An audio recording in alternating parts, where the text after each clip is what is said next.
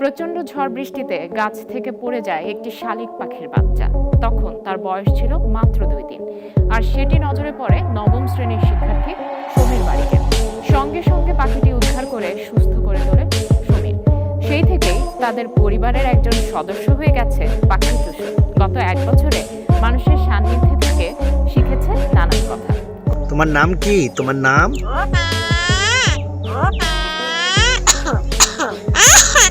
উপকারের কথা মানুষ ভুলে গেলেও পশু পাখি নাকি তা ভুলে না।